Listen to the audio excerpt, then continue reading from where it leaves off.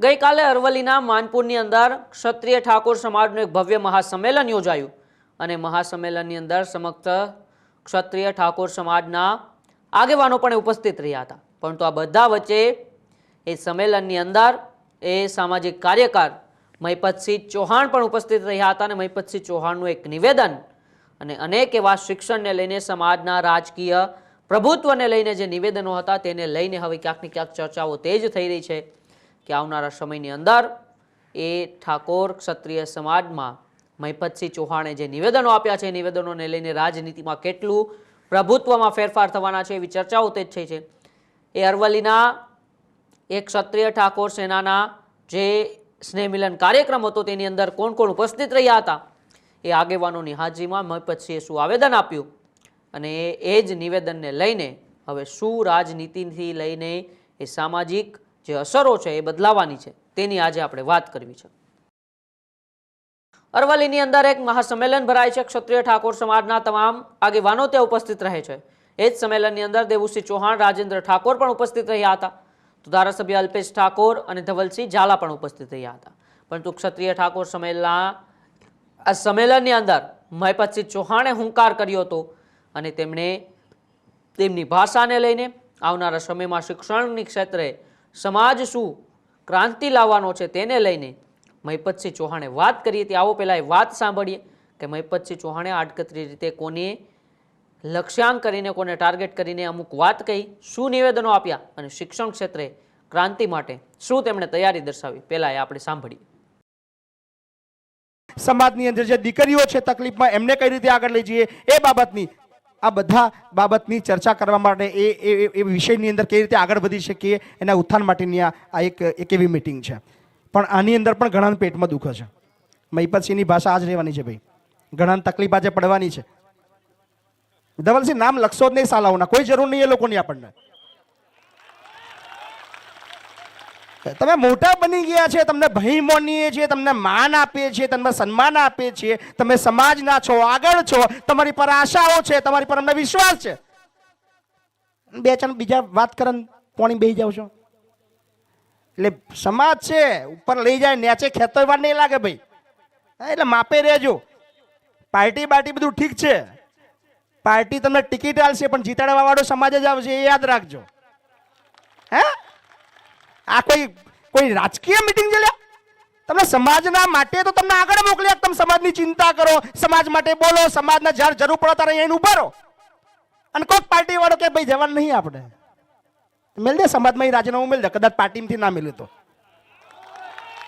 હા ધવલસિંહ કીધું ભાઈ આપણે નોમ જ નહીં લખવાનું, પૂછવાનું ભાઈ આ તારીખે સમાજની મિટિંગ છે, તારે આવવાનું છે તો હા બોલ, બાકી ના બોલ, ટાઈમ નહીં અમારા જોડે। ધવલસિંહ આ સિસ્ટમ લાવો, જરૂર છે। અને જેને સમાજની ના પડી હોય તો બીજું તો શું કહેવાનું। મિલો મુદ્દા પર આવીએ। ધવલસિંહ સતત મારા સંપર્કમાં છે, લગભગ કોઈ વીક એવી બાકી ના હોય કે જ્યારે ધવલસિંહ મારા વાત ના થાય। ખૂબ મહેનત કરી રહ્યા છે વિસ્તાર માટે, ખૂબ દોડી રહ્યા છે। સતત એમનું એક જ કામ છે કે અમારો જે પછાત વિસ્તાર છે મહિપતસિંહ, એને કઈ રીતે નાની નાની યોજનાઓ થકી, નાના નાના કામ થકી કઈ રીતે આ વિસ્તારને હું આગળ લઈ જઈ શકું એના માટે ખૂબ દોડે છે। સો તમારા બધાની ફરજ છે કે આવા હીરને, આવા હીરલાને જાળવી રાખજો। પાર્ટી તેલવારી થઈ, હા પાર્ટી પૂરું કરવા નહીં આવે, પણ સમાજનો વ્યક્તિ, જો તાકાતવર વ્યક્તિ, શિક્ષિત વ્યક્તિ અને સમાજની ચિંતા કરવા વાળો વ્યક્તિ જો તમારી સાથે હશે તો એક બેન હાડા ત્રણ પાર્ટી તેલવારી થઈ। એટલે હાચવજો આને, બહુ ઓછા લોકો રહ્યા છે। પણ અહીંયા એ મારા સમાજના તમામ ભાઈઓને કહેવું છે ભાઈ આવું ના કરશો, સમાજથી જ તમે આગળ છો। તમારે જ્યારે ચૂંટણી આવે ત્યારે સમાજની વાત કરશો, આપણો સમાજ આમ, આપણો સમાજ સમાજના જરૂર હોય તો હોઈ જાય તું। એટલે હવે મહેરબાની કરી વાત ના કરતો, પણ ખાસ જે ભાઈઓ બેઠા છે શિક્ષણની વાત કરવી છે। જેટલા પણ સમાજ આગળ વધ્યા અને આપણે પાછળ રહ્યા એની અંદર ફરક શોધજો। ફરક ખાલી એક જ છે, શિક્ષણનો। શેનો? શિક્ષણનો। બીજા સમાજની અંદર શિક્ષણનું સ્તર ઊંચું છે અને આપણે નીચે છીએ। આપણે બધા જ ખર્ચા શિક્ષણ સિવાયની બધી પ્રવૃત્તિની અંદર કરીએ છીએ। ખાલી આપણને શિક્ષણની અંદર ખર્ચો થાય ત્યારે આપણને તાવ આવે, આપણી દીકરીને કદાચ બહાર ભણાવવા મોકલવાનું થાય, ના મોકલાય. દીકરાને કદાચ બહાર અમદાવાદ કે ગાંધીનગર કે વિદ્યાનગર કે કોઈ જગ્યાએ મોકલવાનું થાય, ખર્ચાની ચિંતા આવે ને ત્યારે આપણને ચિંતા આવે. પણ કોઈક આપણને વેમ નાખે ને કે તને આ નડે છે, એના માટે 30,000 50,000 અને 2 લાખના મોડવો નાખશે હોય. એટલે આ 2 લાખનો ખર્ચો તમારા છોકરા માટે કરો, કોઈ માતાની નડે જીવનમાં. અને એક છોકરો ભણશે તો આખી પેઢી તરી જશે ભાઈ. એટલે શિક્ષણમાં એ તાકાત જ છે, શિક્ષણમાં એ શક્તિ છે. તો બધી મારી બહેનો અપીલ કરું છું, બહાર નીકળો, એ અંધવિશ્વાસમાંથી બહાર નીકળો. કશું જ નડતું નહીં, આપણા જ નડે આપણા વિચારો. આપણા જે પૈસા છે, આપણે જે મહેનત કરીને રાત દાડો વૈતરું કરીને ખેતરમાં કોમે જઈને જે પૈસા ભેગા કરીએ છીએ, એ પૈસાનો ઉપયોગ તમારા બાળકના શિક્ષણ પાછળ વાપરો. કોઈ કશું તમને જીવનમાં નડશે નહીં. બીજું બધું તમે જે સક્ષમ બનશો ને, બીજા 10ને મદદ કરવાવાળા બનશો. એટલે પ્લીઝ તમારા પૈસા શિક્ષણ પાછળ વાપરો. અને ખાસ બીજી વસ્તુ છે એકતા. હજી આપણે પાર્ટીવાદમાં જીવીએ છીએ. ભાજપમાં હોય ને આપણો, કોંગ્રેસમાં હોય તો આપણો નહીં, આપમાં હોય એટલે આપણો, પેલો આપણો, એટલે કોઈ આપણા નહીં. જે આપણો એ આપણો, એ ભલે ગમે તે પાર્ટીનો રહ્યો. એટલે ખાસ આ બાબતમાં પણ જાગૃત રહેજો. જે સારું લડતા હોય, સારું બોલતા હોય, સારું કરતા હોય, એને એકલો ના પડવા દેતા. એકલા પાડવા માટે ધવલસિંહ, ખબર નહીં, હમણાં તો યાર ટ્રેન્ડ આવ્યો છે, ધવલસિંહના પાડી જ દેવાના આપણે. એટલે કયું તારા બાપાનું લઈ લીધું એને? એની તાકાતથી લડીને જીતીને આવ્યો છે, અને સમાજના લોકોએ જીતાડ્યો છે એને. કોઈ પાર્ટી વાળા જીતાડવા નહીં આવ્યા ભૈયા. આ બધું કદાચ કોઈ બોલશે નહીં. હું મારે તો આપણે તો ભાઈ છૂટા છીએ, તેલવારી થઈ ભાજપ ને કોંગ્રેસ, આપણે કઈ હાડા બારે નહીં. હે બધા મને કે ભાઈ મહીપતસિંહ આવું બધું બોલે, તમારે ભાઈ બારે ધારાસભ્ય બનવું, પણ આપણે ચાપલુસી કરીને ધારાસભ્ય નહીં બનવું. ના આલી ટિકિટ જા નહીં આપણે, પણ આપણે સીએમ જ છીએ આપણી દુનિયાના.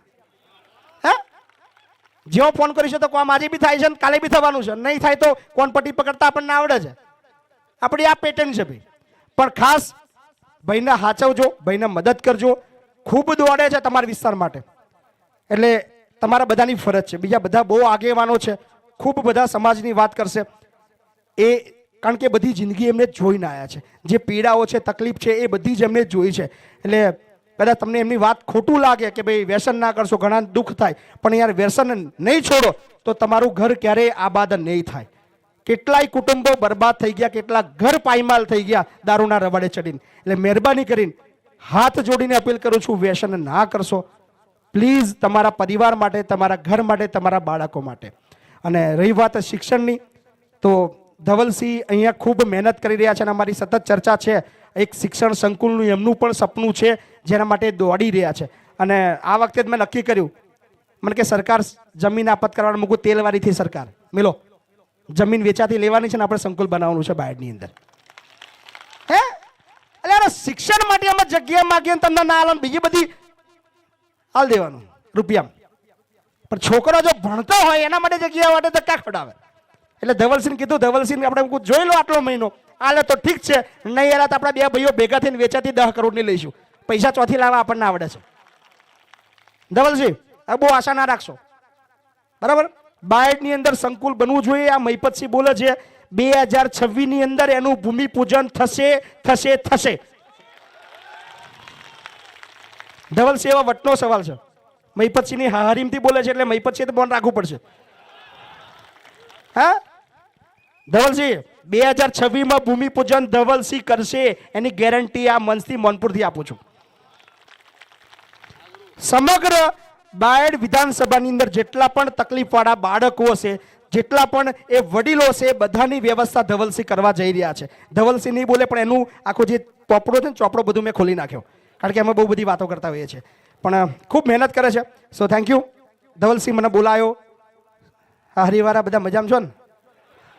ખૂબ ખૂબ આભાર, ખૂબ પ્રેમ આપ્યો છે. બસ આવી રીતે પ્રેમ આપતા રહેજો. અને જ્યારે બી જરૂર પડે, ભાઈ તો છે જ, એ સિવાય મારી પણ જરૂર પડે ચોક્કસ આવી જઈશ. એ બોને હારીમાં આવવા મળશે. મહીપતસિંહે કહ્યું કે મહીપતસિંહની ભાષા આવી જ રહેવાની છે. ઘણા બધાને આજે પેટમાં દુખવાનું છે. ધવલસિંહ ઝાલા પણ ત્યાં ઉપસ્થિત હતા. તેમને કહ્યું કે આવા લોકોના નામ એ સમાજના કાર્યક્રમમાં લખવા જ ના જોઈએ.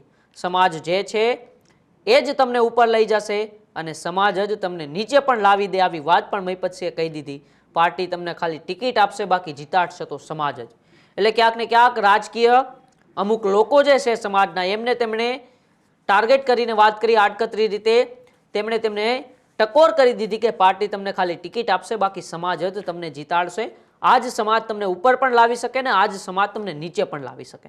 આવી ચોખવટભરી વાત મહિપતસિંહ ચૌહાણે એ કાર્યક્રમની અંદર કરી દીધી. સાથે સાથે તેમણે કહ્યું કે જેને સમાજ ના પાડે છે એમને સમાજમાંથી રાજીનામું આપી દેવાય. એટલે કે સમાજમાં આવવાની જેમને પાર્ટી ના પાડે છે એવા નેતાઓને સમાજની અંદરથી રાજીનામું આપી દેવું જોઈએ. ધવલસિંહ જેવા બહુ ઓછા નેતાઓ છે તેમને તમે સાચવજો એવી પણ વાત કહી દીધી. એટલે ક્યાંક ને ક્યાંક ધવલસિંહ ઝાલાને પણ વાત કરી દીધી. દીકરા દીકરીઓને ભણાવવા માટે જો 5 લાખ ખર્ચી નાખવા પડે તો એ 5 લાખ ખર્ચી નાખજો તેવી વાત પણ કરી છે. અત્યારે ટ્રેન્ડ છે કે ધવલસિંહને પાડી દેવાના છે. ચાપલુસી કરીને ધારાસભ્ય નથી બનવાનું, આપણે આપણી દુનિયાના સીએમ છીએ તેવી વાત પણ કહી દીધી છે. એટલે ક્યાંક ને ક્યાંક આવનારા સમયમાં મહિપતસિંહ ચૌહાણ રાજનીતિમાં આવે તેવા સંકેતો છે. પણ તેવી પણ તેમણે વાત ચોખવટભરી કરી દીધી કે ચાપલુસી કરીને આપણે ધારાસભ્ય નથી બનવાનું, આપણે આપણી દુનિયાના મુખ્યમંત્રી બનીને રહેવાનું છે. આવનારા સમયની અંદર સરકાર આપે તો ઠીક, બાકી 10 કરોડની જમીન લઈને બાયડની અંદર સંકુલ બનાવવાનું છે અને 2026માં બાયડમાં સંકુલનું ભૂમિપૂજન એ ધવલસિંહ ખુદ પોતાના હસ્તે કરવાના છે તેવી વાત પણ મહિપતસિંહ ચૌહાણે કરી દીધી છે. તો આ ક્ષત્રિય ઠાકોર સમાજના સંમેલનની અંદર મહિપતસિંહ પહોંચ્યા હતા. પહેલા તો રાજકીય લોકો જે સમાજને ક્યાંક ને ક્યાંક ભૂલી રહ્યા છે તેમને ટાર્ગેટ કરીને આડકતરી રીતે ટકોર કરી દીધી અને ત્યારબાદ સમાજના લોકોને પણ કહી દીધું કે દીકરા દીકરીઓને ભણાવવા પાછળ 5 લાખ ખર્ચવા પડે તો ખર્ચી નાખજો. સાથે સાથે કહ્યું કે આવનારા સમયની અંદર સરકાર આપે તો ઠીક છે, બાકી 2026માં બાયડની અંદર એક સંકુલનું ભૂમિપૂજન થશે અને ભૂમિપૂજન ધવલસિંહના હસ્તે જ કરવામાં આવશે. એટલે ક્યાંક ને ક્યાંક એ વિસ્તારના ધારાસભ્ય ધવલસિંહ ઝાલા ત્યાં ઉપસ્થિત હતા. તેમનું પણ પ્રભુત્વ વધારવા માટે આડકતરી રીતે સમાજને ટકોર કરી દીધી. જે લોકો સમાજને ભૂલીને રાજનીતિને વધારે વાલી રાખી છે એવા લોકોને પણ ટકોર કરીને વાત કરી દીધી. ને આવનારા સમયમાં શિક્ષણ ક્ષેત્રે શું ક્રાંતિ આવવાની છે તેના વિશે પણ મહિપતસિંહે વાત કરી છે. પરંતુ હવે ક્યાંક ને ક્યાંક મહિપતસિંહના નિવેદનથી એવું લાગી રહ્યું છે કે રાજનીતિ જરૂર ગરમાવાની છે ને ક્ષત્રિય ઠાકોર સમાજના અમુક આગેવાનોએ મહિપતસિંહની વાતથી જો સહમત હોય તો પછી સમાજને તે પ્રેમ કરશે કે પોતાની પાર્ટીને. તમને ખબર હોય તો મારા કોમેન્ટ બોક્સમાં અચૂકથી જણાવજો. બાકી જોતા રહેજો ન્યૂઝરૂમ ગુજરાત, ગુજરાતનો ગજરાત. નમસ્કાર.